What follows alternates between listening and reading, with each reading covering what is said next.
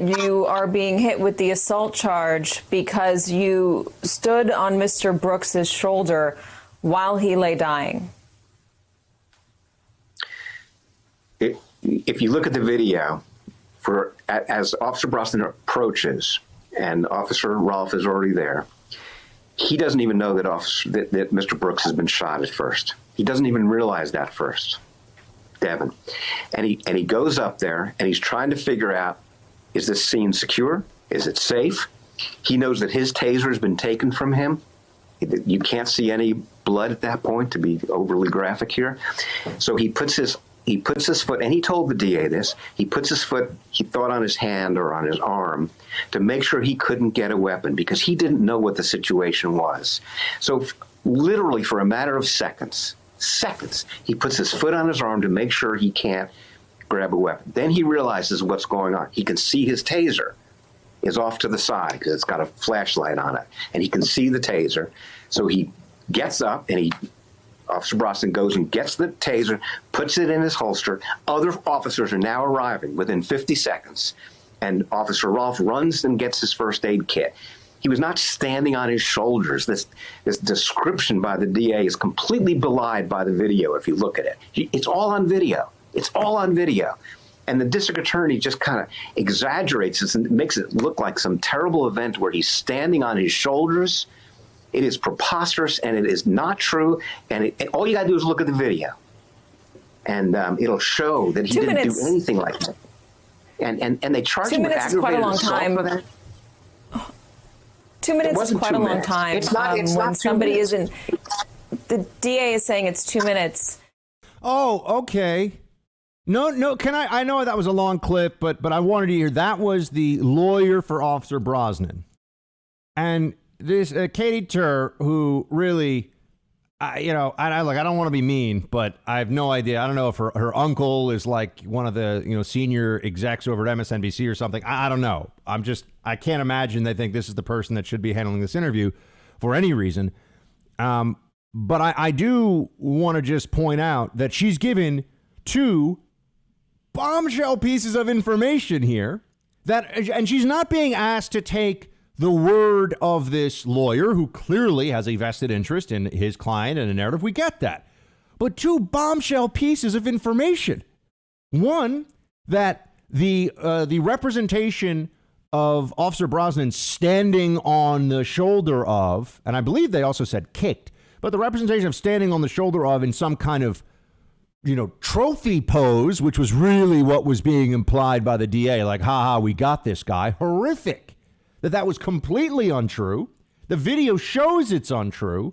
Everyone has access to the video, and that the statement the DA made that it didn't take 2 minutes to get him made. It took 50 seconds, which when you're trying to secure the situation, understand if you're still under threat, you've got endorphin, blasting out of your eye sockets. Okay, your heart's pumping a million beats a minute. You're trying to figure out what's going on.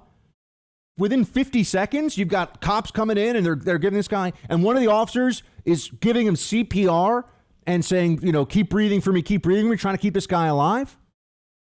And that was left out of the DA's press conference, that little bit of information, which would have shattered the narrative. The DA was trying to make this sound like it was a lynching by two white cops. That's what the DA was doing. That's why he used the language he did. That's why he talked about standing on the shoulders and having weird thoughts after they had shot him. Oh, what were those weird thoughts supposed to be? That's what was happening. Katy Tur is being handed a really worthwhile interview here. And notice how she sounds like the prosecution. Whoa, hold on. The DA says, check the tape, Katy. You don't think this is interesting? And he's wrong. As somebody is he's wrong. He's wrong. Look at the video. It took less time to call. He's wrong. Yeah, like the DA would ever be wrong. Yeah, I think this DA is clearly wrong. And anyone should be very suspect about a DA who's under investigation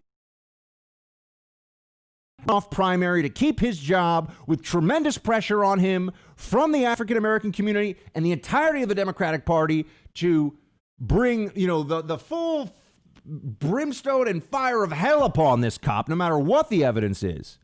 A tremendous amount of pressure. And we're supposed to take their word for it? And we're supposed to take the word of the prosecutors here and not listen to the defense attorney? Look at the videotape. There's a videotape that shows with a timestamp. What was your impression?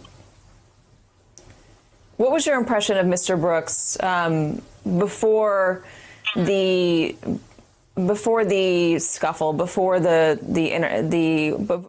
This is so important. Okay, so we've already had two major, and she looks like, just like the DA clearly already told us all the true stuff, and you're totally lying. It's all on video. You don't have to take anyone's word for it. You should say, sir, we're going to go back and check that. Can we have you back on once we've checked to see what the video shows? Because the video is over 40 minutes long. Can't we? We'll have you back on. We'll fact check you on that. But tell us more. Give us more information. How long did it take? Who did he call? That's what a journalist would do. But she's not a journalist. She is a BLM activist with a news platform. Just like everybody else at MSNBC, CNN, the rest of the mainstream media, the New York Times, you name it. That's what's happening here.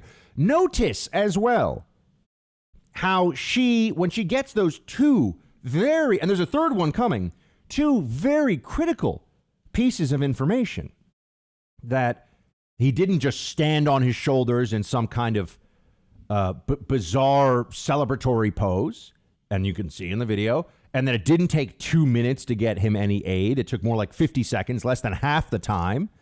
You would think that there would be follow-up questions. Notice how she goes, this is not what we want, and transitions to what? A completely irrelevant line of questioning meant to bolster the BS politicized press conference that the Fulton County DA gave. What was Brooks like before the little thing about him trying to rescue you to the ground, take your taser, shoot you with it, and perhaps, and punch you in the face? You did that too. But before that, tell us how gentlemanly he was. Tell us what a great guy Rayshard Brooks was before he wrestled you and your partner to the ground, took your taser, shot you with it, punched you in the head. Tell us how great he was. Now, she's not clever enough to understand what happened. She's just doing what she's been programmed, meaning the news anchor here, Ms. Tur, programmed to do, which is give this audience what they want. Brooks good, cops bad. Brooks good, cops bad. That's all that matters. And then, you would sit here and say, just forget about even professional integrity. For the clicks, because I don't think any of these journalists have that either. But for the clicks, for the notoriety, don't you want to take this interview and make it something that really blows up and gets attention? I'm giving it all this attention because, one, the information is important, not that she was eliciting it, but that the defense attorney is saying the DA's lying. And two, you're getting a clinic here on the propaganda mill that is MSNBC and how they do things. Hey, Team Buck, thank you so much for watching The First on YouTube. If you like this video, please click that little thumbs up button so then it will log as liked. And also, if you want to see more great content from The First, please click subscribe.